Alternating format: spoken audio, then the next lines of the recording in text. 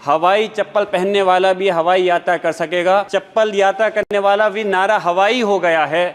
यकीनन इतने महंगे टिकट होने के बाद किस तरह से हमारा कोई व्यक्ति नागरिक सफ़र कर सकता है। जो इंडियन एयरलाइन थी, एक भारत सरकार की पहचान थी, उसको तो आपने ख़त्म कर दिया। मैं उम्मीद करता हूँ आने वाले समय में और किसी एयरपोर्ट को का निजीकरण नहीं होने देंगे कि कोई व्यक्ति अगर सफ़र कर रहा है तो उस चीज़ पे भी कंट्रोल होना चाहिए कि खाने पीने की चीज़ें में एक लिमिट होनी चाहिए। अननेसेसरी मन मर्जी मुताबिक उसके दाम नहीं बढ़ने चाहिए।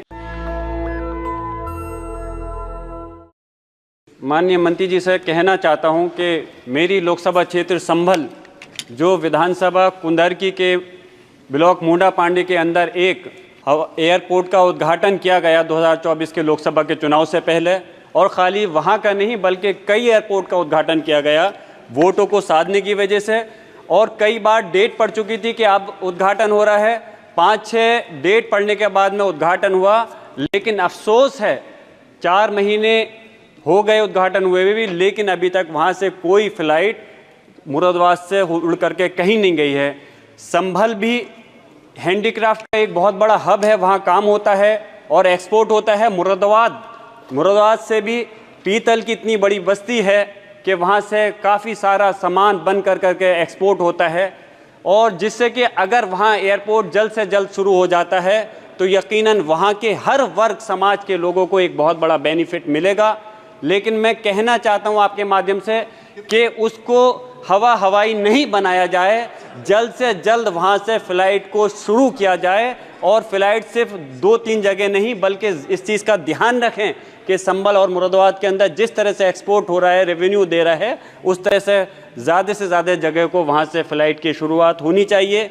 और एक माननीय प्रधानमंत्री जी का नारा था, अभी एक हमारे सहयोगी कह रहे थे कि हवाई चप्पल पहनने वाला भी हवाई यात्रा कर सकेगा। मैं तो ये कहूँगा कि वो हवाई चप्पल यात्रा करने वाला भी नारा हवाई हो गया है।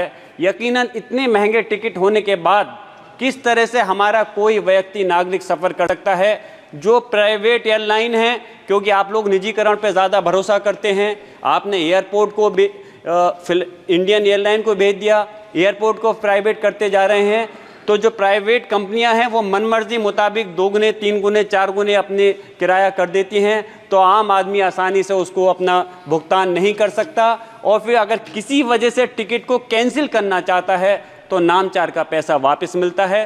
तो इसलिए मेरी गुजारिश है, एक पॉलिसी ऐसी बननी चाहिए जिससे कि इन लोगों की मनमर्जी नहीं चलनी चाहिए। और जो निजीकरण आप लोग लगातार करते जा रहे हो, निजीकरण में ज़्यादा विश्वास है, तो मैं गुजारिश करूंगा आने वाले समय के अंदर, क्योंकि आप दूसरी नई एयरलाइन तो जो इंडियन एयरलाइन थी, एक भारत सरकार की पहचान थी, उसको तो आपने ख़त्म कर दिया। मैं उम्मीद करता हूं आने वाले समय में और किसी एयरपोर्ट का निजीकरण नहीं होने देंगे। ख़ास तौर से एयरपोर्ट के अंदर खाने और पानी की जो भी होती हैं चीज़ें होती हैं, अगर कोई नागरिक जाए, कोई अगर सफ़र कर रहा हो तो उसको खाने पीने की चीज़ें लेने के लिए कई बार सोचना पड़ता है।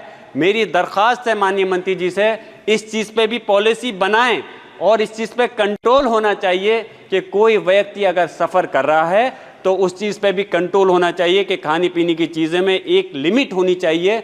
अननेसेसरी मन मर्जी मुताबिक उसके दाम नहीं बढ़ने चाहिए। मैं आप अपनी बात यहीं ख़त्म कर रहा हूँ और आपने मुझे बोलने का मौका दिया, इस उम्मीद के साथ में कि आपका संज्ञान माननीय मंत्री जी का दिलाना चाहता हूँ कि मेरी बात पे गौर करते हुए हमारा मुरादाबाद संभल के जो एयरपोर्ट है उसको जल्द से जल्द शुरू कराने का काम करेंगे। नेशनल दस्तक की आपसे गुजारिश है कि अगर इसको बचाना चाहते हैं तो नेशनल दस्तक को सब्सक्राइब करने के लिए रेड कलर के सब्सक्राइब बटन को दबाएं, फिर बेल आइकन की घंटी दबाएं। नेशनल दस्तक को बचाने के लिए बहुत जरूरी है कि हर खबर को शेयर करें, लाइक करें, कमेंट जरूर करें।